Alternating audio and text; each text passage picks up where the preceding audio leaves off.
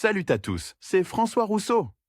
Si vous êtes passionné par les voitures, vous êtes au bon endroit.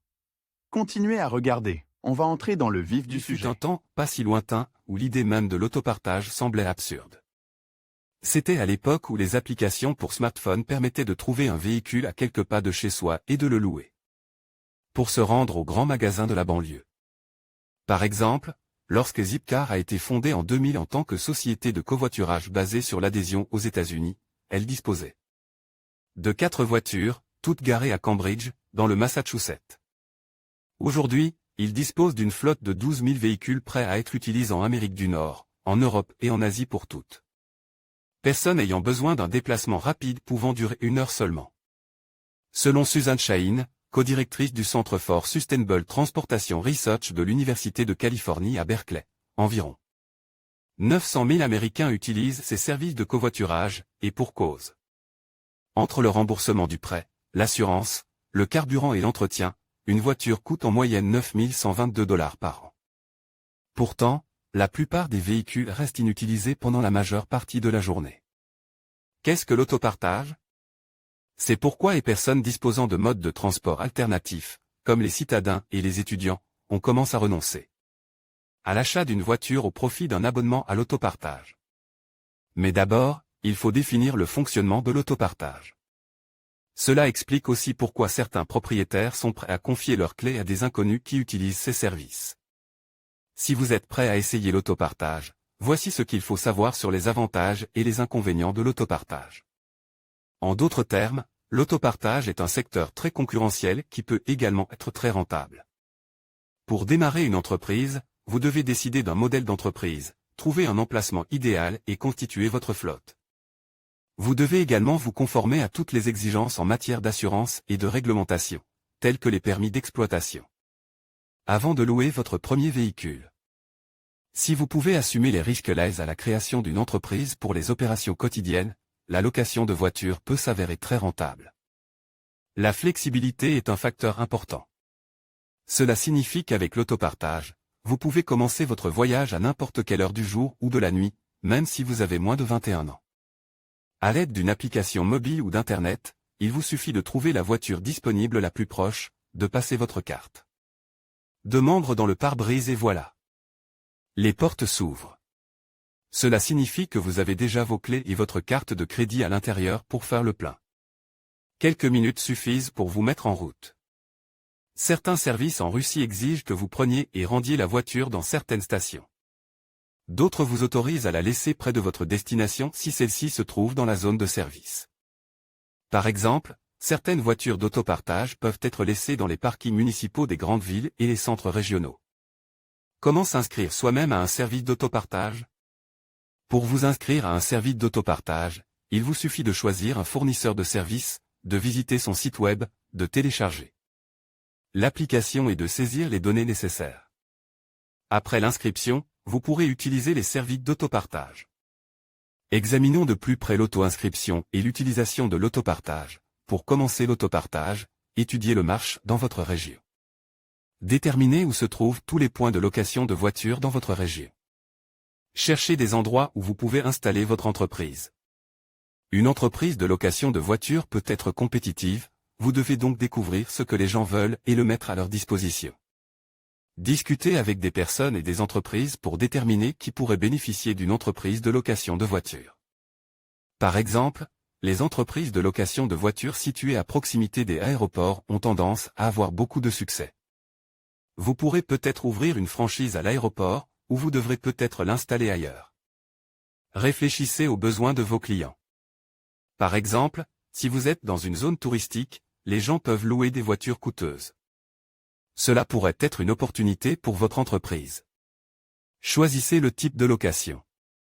Les principaux types d'entreprises de location de voitures sont la location sous contrat et la location à la journée. Dans une entreprise de location sous contrat, les clients louent des véhicules pour une période spécifique. Vos clients seront généralement des entreprises. Les entreprises de location journalière louent des véhicules pour de courtes périodes, souvent à des particuliers. Réfléchissez à la personne que vous souhaitez engager. Si vous préférez traiter avec le grand public, il est préférable de commencer par une embauche à la journée. Si les contrats à long terme ne vous dérangent pas, il est préférable d'opter pour un contrat de location. Créez une franchise pour simplifier le processus d'organisation de votre entreprise. Les grandes chaînes de location de voitures sont présentes dans le monde entier. Vous pouvez les contacter en consultant leur site web et en demandant des informations sur les possibilités de franchise. Elles vous contacteront et vous aideront à créer une franchise. En général, la création d'une franchise nécessitait moins de paperasserie et d'argent que la création d'un nouveau commerce de détail. Avec une franchise, vous avez l'avantage d'une marque d'entreprise. Vous achetez tout votre équipement à société. Elle vous aidera à remplir les formalités administratives telles que les licences et pourra vous proposer une formation commerciale. Les publicités réalisées par le siège social aident votre entreprise, tout comme la reconnaissance de la marque. En tant que franchise, vous signez un contrat avec une entreprise. Vous devrez la payer chaque année pour utiliser le nom de l'entreprise. L'entreprise peut vous imposer des règles, de sorte que vous avez moins de contrôle sur la manière dont vous gérez votre entreprise. Une mauvaise publicité de la part d'autres succursales peut nuire à votre entreprise, et la société peut décider de ne pas renouveler votre contrat lorsqu'il arrive à échéance. Démarrer une entreprise de location à partir de zéro peut être difficile sans expérience entrepreneuriale, mais si vous réussissez, vous n'aurez pas à payer une chaîne de location pour les droits d'utilisation de votre image. Achetez une société d'autopartage existante pour gagner du temps et de l'argent. Les entreprises existantes se situent à mi-chemin entre l'ouverture d'une franchise et la création d'une nouvelle entreprise. Il existe de nombreuses entités traditionnelles telles que les services d'assurance et les sociétés de prêt. Ces sociétés financières peuvent être plus enclines à travailler avec vous parce que vous utilisez une entreprise établie. Vous pouvez également hériter d'un important parc automobile et d'autres équipements sans avoir à les acheter. L'acquisition d'une entreprise existante nécessitait de nombreuses recherches. Assurez-vous que l'emplacement est approprié et que vous pouvez capitaliser sur le marché. Lire aussi, applications de covoiturage, ce qu'il faut savoir sur elles et comment les utiliser. Vous devrez peut-être chercher dans votre région quelqu'un qui souhaite se retirer du secteur de la location. Le coût initial peut être un peu plus élevé car vous devez souvent payer pour des actifs existants tels qu'une flotte de véhicules. Choisissez un emplacement pour votre activité. Réalisez une étude de marché approfondie et renseignez-vous le plus possible sur vos concurrents. Il est préférable de trouver un emplacement éloigné des entreprises de location existantes. Toutefois, les emplacements visibles, accessibles et sûrs attirent la plupart des clients. Les emplacements situés à proximité des aéroports, des hôtels et des gares ferroviaires sont souvent à l'origine d'une croissance importante pour une entreprise d'autopartage. Si la proximité d'un centre de transport est souvent utile, elle n'est pas forcément le facteur déterminant de votre activité. De nombreuses entreprises prospèrent dans des villes plus petites sans trop de concurrence. En outre, une entreprise d'autopartage qui ne fournit pas de voitures à d'autres entreprises peut ne pas être en mesure de tirer parti d'un loyer élevé à proximité d'un aéroport.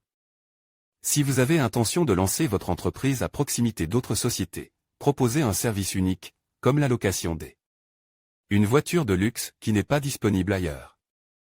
Vous pouvez commencer à partir de chez vous si vous ne disposez que de quelques voitures. Cela peut vous permettre de collecter des fonds. Les principaux inconvénients sont que vous n'aurez peut-être pas assez d'espace pour stocker les voitures et que vous ne vous sentirez peut-être pas à l'aise pour diriger les clients vers votre domicile. Constituez un parc d'au moins quelques voitures. Le point le plus important à ce stade est de savoir si vous prévoyez d'acheter vos voitures ou de les louer. L'achat direct est coûteux, mais il peut vous faire économiser de l'argent à long terme. Le leasing consiste à louer des voitures auprès d'un établissement tel qu'un concessionnaire, mais vous devez payer le coût du contrat. Si vous êtes propriétaire de la voiture et vous devez la rendre à l'expiration du contrat. Au départ, votre garage n'a pas besoin d'être grand. Il suffit d'avoir 3 à 5 voitures. Certaines personnes commencent même chez elles avec 1 ou 2 voitures de luxe. Un garage bien entretenu avec un chiffre d'affaires élevé est plus rentable. Toutefois, l'emploi d'un personnel d'entretien propre peut s'avérer coûteux. Les véhicules loués sont souvent assortis d'une garantie, ce qui vous évite de devoir faire face à des réparations coûteuses. Tenez également compte des conditions météorologiques de votre région. Si vous vivez dans une région où les hivers sont rudes, vous devez disposer de plusieurs véhicules capables d'affronter la neige. Souscrivez une assurance tout risque pour votre flotte. Choisissez une police qui offre une protection contre les collisions et la responsabilité civile pour vos véhicules. Ces polices protègent votre entreprise en cas d'accident. Veillez à ce que votre police soit également accessible à vos clients afin qu'ils puissent éviter d'être tenus pour responsables. Ils peuvent préférer payer un supplément pour la couverture ou y renoncer lorsqu'ils louent une voiture. Il est illégal de faire du commerce sans une certaine forme d'assurance flotte. Adressez-vous à des agents et courtiers d'assurance professionnels. Certaines compagnies proposent des solutions d'assurance qui combinent les avantages d'une police annuelle avec une plus grande flexibilité. Il peut être difficile de trouver une assurance pour une nouvelle entreprise. Il est donc plus facile d'obtenir une assurance lors de l'achat d'une entreprise existante. Avec une franchise, c'est la société mère qui fournit l'assurance. Combien cela coûte-t-il? Les tarifs sont mesurés en minutes, heures, jours ou kilomètres. À première vue, les tarifs peuvent sembler peu avantageux, du moins en comparaison avec les tarifs de location de voitures. Mais n'oubliez pas que vous ne payez que votre temps de conduite. Mieux encore, le carburant, l'assurance et l'entretien sont inclus dans le prix et parfois le stationnement. Faites donc le calcul. Si vous vous rendez simplement au supermarché local, choisissez l'option « kilométrage », les chiffres joueront en votre faveur. Si vous faites beaucoup d'arrêts, un forfait horaire est plus sûr. Et si vous quittez la ville pour le week-end, il peut être préférable d'opter pour un autre tarif. Le covoiturage peut être une solution pratique pour les familles à une seule voiture qui se contentent d'une berline raisonnable et économique, mais qui veulent réserver un 4x4 pour un week-end au plus fort de la saison de ski. Mais l'économie d'argent n'est pas le seul avantage, il ne faut pas oublier l'effet de style. Chez Mavan, US, une Cadillac Escalade coûte $18 de l'heure, tandis que chez Richna, une BMW 328 y coûte 0,41 cents la minute. Parmi les autres symboles de statut, citons les pick-up Toyota Tacoma, les Jeep, les Nissan Leaf et les Prius. Jetaroun propose même quelques voitures électriques Tesla Model S. Et vous pouvez encore réserver un monospace pour vous rendre au supermarché. Couverture d'assurance, si vous êtes locataire, vous n'avez rien à craindre. Le tarif horaire comprend généralement une assurance responsabilité civile de 300 000 roubles. La plupart des sociétés de peer-to-peer proposent une couverture allant jusqu'à 1 million de roubles. En revanche, si vous êtes propriétaire d'une voiture, le tableau de l'assurance s'assombrit. Tout comme l'utilisation d'une voiture pour livrer des pizzas, le covoiturage se situe dans une zone grise entre l'usage commercial et l'usage privé. GECO, l'une des entreprises pionnières, s'est d'abord opposée à l'assurance contre le covoiturage, mais l'offre désormais dans certaines régions. Dans d'autres pays, des lois protègent les personnes qui partagent leur voiture contre les représailles des compagnies d'assurance. Les divergences de vues sont une conséquence naturelle des bouleversements provoqués par le mouvement de l'économie de partage. Le dernier mot reste à venir, alors assurez-vous de vous familiariser avec les lois en vigueur dans votre région avant de vous inscrire. Pour partager votre voiture. Comment louer une voiture? Lorsque vous ouvrez l'application, la carte vous indique votre position et toutes les voitures disponibles dans la zone de couverture de l'opérateur d'autopartage. Familiarisez-vous avec les conditions d'utilisation de la voiture, en accordant une attention particulière aux sections relatives au ravitaillement en carburant, aux documents, à l'utilisation du siège auto, etc. Trouvez la voiture que vous souhaitez conduire et appuyez simplement sur le bouton « Réserver » ou un nom similaire. Certaines entreprises offrent les 20 premières minutes de la réservation gratuitement.